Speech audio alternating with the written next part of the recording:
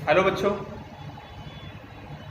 तो तुम लोग तो कंटिन्यू पढ़ रहे होगे और नोट्स तैयार कर रहे होगे।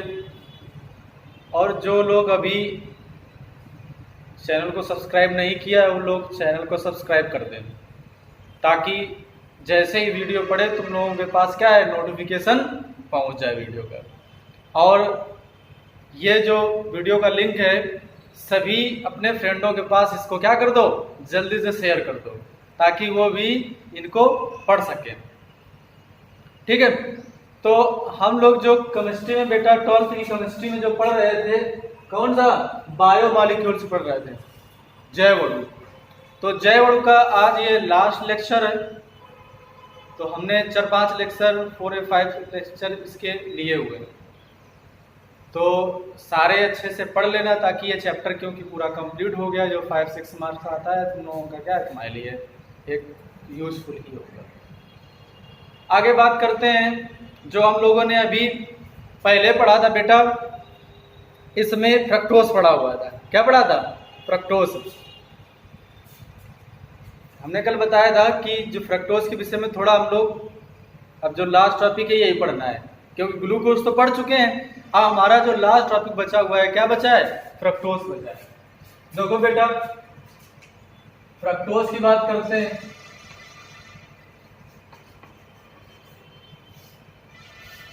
सबसे पहले इसका जो फार्मूला है, अणुसूत्र।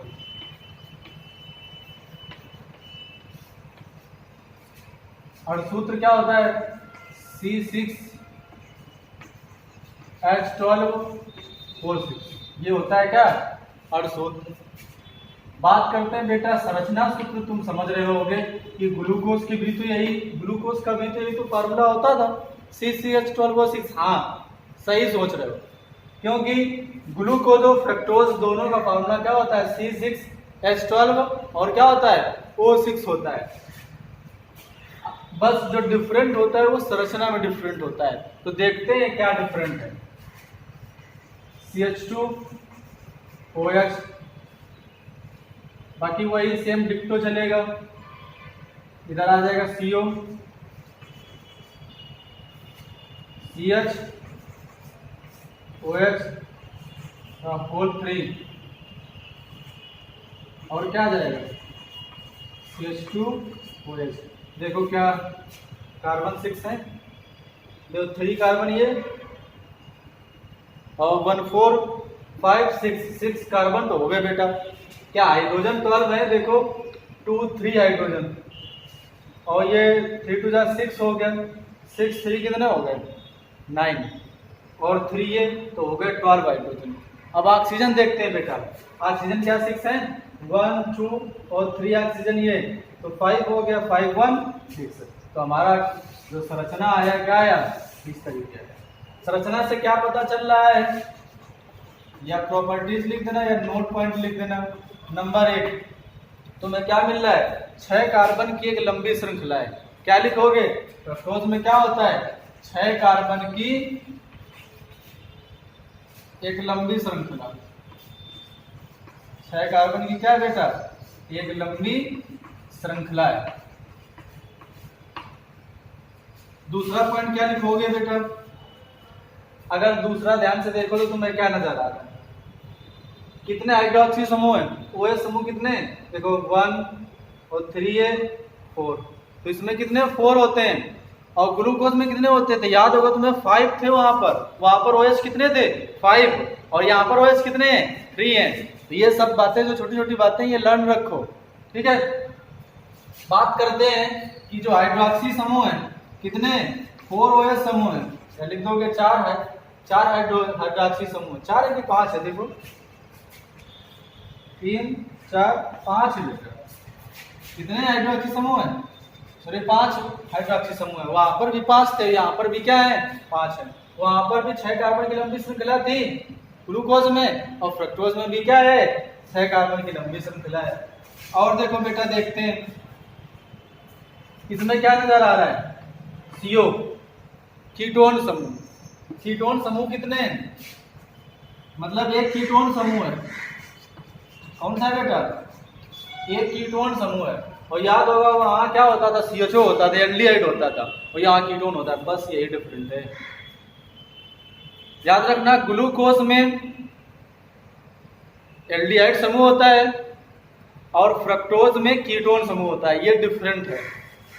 और क्या नजर आ रहा है बेटा, चिराग कार्बन कितने हैं या असम्मित कार्बन कितने हैं? तो देखो 3 तो इसके हो गए, और ये नहीं है क्योंकि डबल ऑक्सीजन तो इसी से आ जाएगा, तो बस 3 ही हैं। तो असम्मित कार्बन कितना है, चौथा पॉइंट लिखोगे कि असम्मित कार्बन कितने लिखोगे, 3 असम्मित कार्बन है।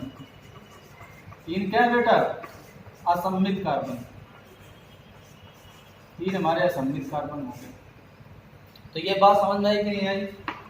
समझ गए? तो हमारे 3 क्या हो गए, असम्मित कार्बन हो गए। तो ये हम लोगों ने पढ़ लिया, ठीक है। तो ये अपना नोट भी कर लेना कि क्या होता है, ये फ्रक्टोज की बात है, ग्लूकोज फ्रक्टोज में यही डिफरेंट होता है। अब बात करते हैं बेटा बनाने की विधि, है कि विधि, बनाने की विधि।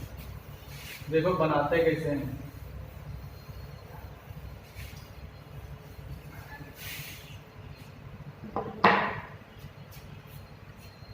देखो बनाने की विधि, औद्योगिक विधि समझो ये, क्योंकि बाजार में बेचने के उद्देश्य से बनाना है। औद्योगिक विधि कह दो, इंडस्ट्रियल मेथड कह दो, या एनोलिन से कह दो, क्योंकि हम लोग औद्योगिक में जो बनाते हैं कैसे बनाते हैं, जब हम लोग औद्योगिक में बनाते हैं तो किससे, एनोलिन से बनाते हैं। किससे, एनोलिन से। तो एनोलिन का फार्मूला क्या होता है, जो स्टार्च होता है, डिक्टो फार्मूला इसका भी वही होता है। देखो तो एनोलिन से बनाना है।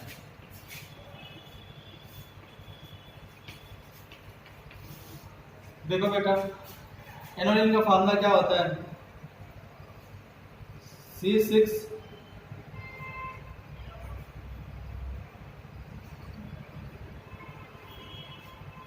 H10O5। बात समझ रहे हो? इसके कितने अणु आ गए, ये नहीं, ध्यान से समझना। इसके कितने अणु ले लिए हमने, ये एनोलिन हो गया, इसी को स्टार्च नहीं कह सकते। और जल के कितने अणु ले लिए, ये अणु ले लिए। अरे ये अणु है तभी तो ये जुड़ेगा। अब देखो जब जुड़ जाएगा तो क्या आ जाएगा,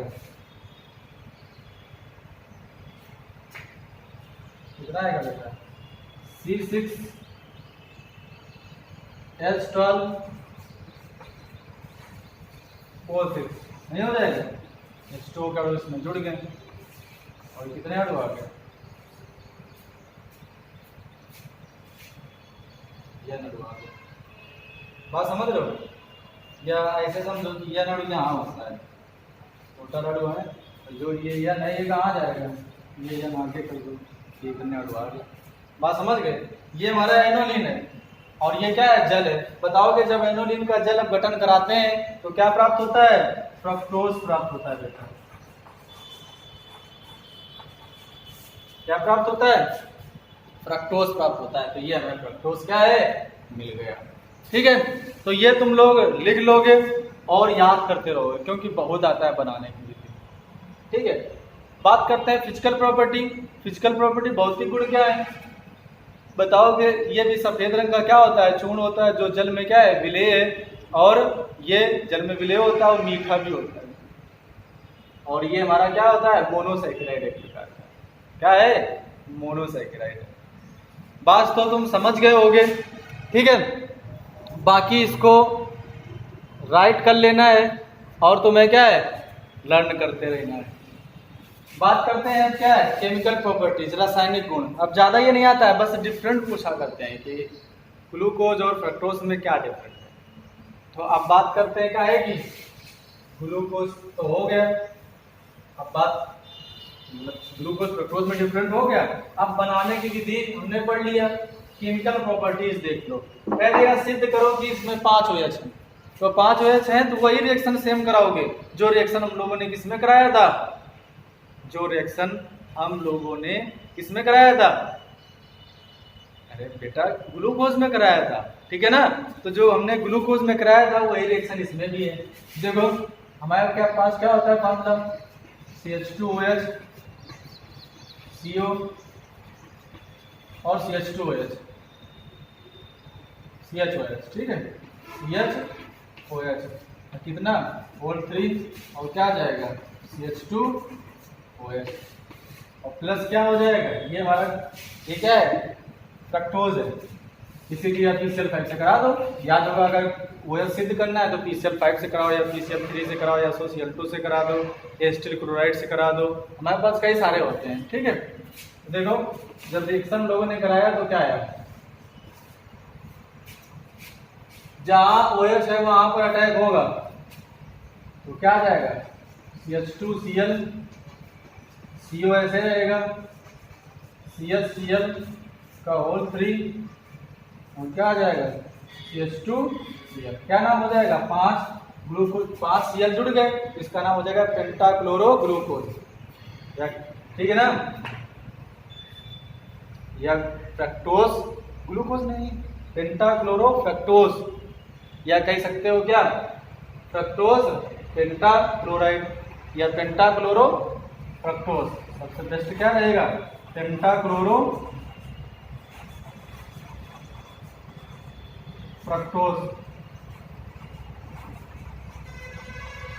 बात समझ गए, ये हो गया सारा।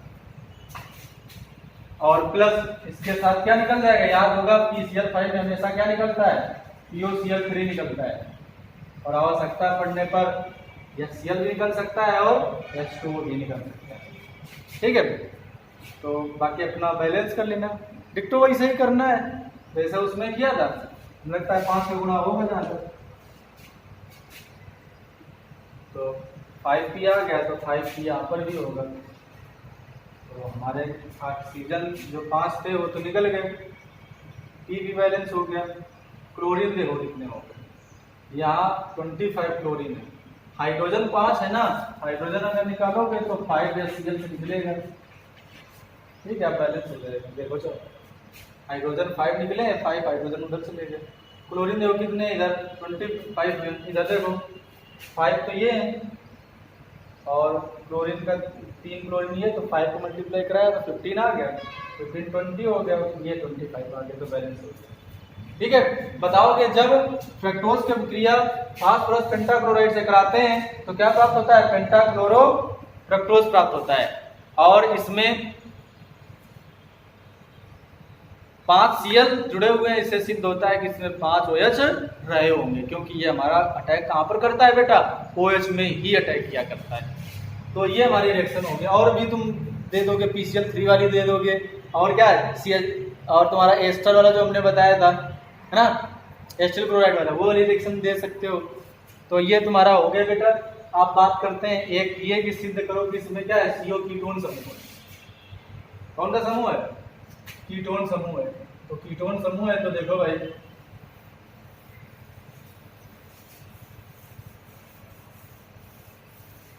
सेम वही रिएक्शन है, इसमें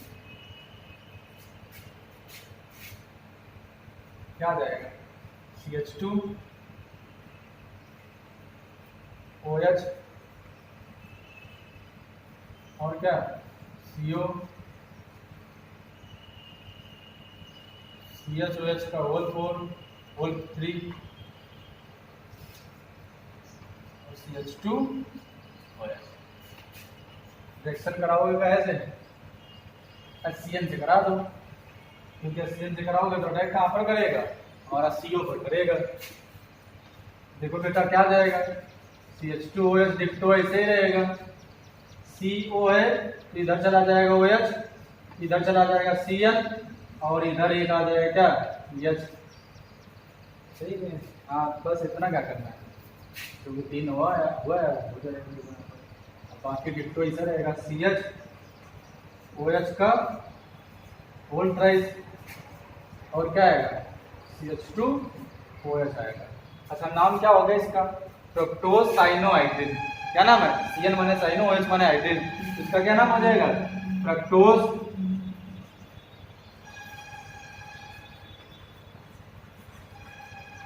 साइनो ना हाइड्रिन।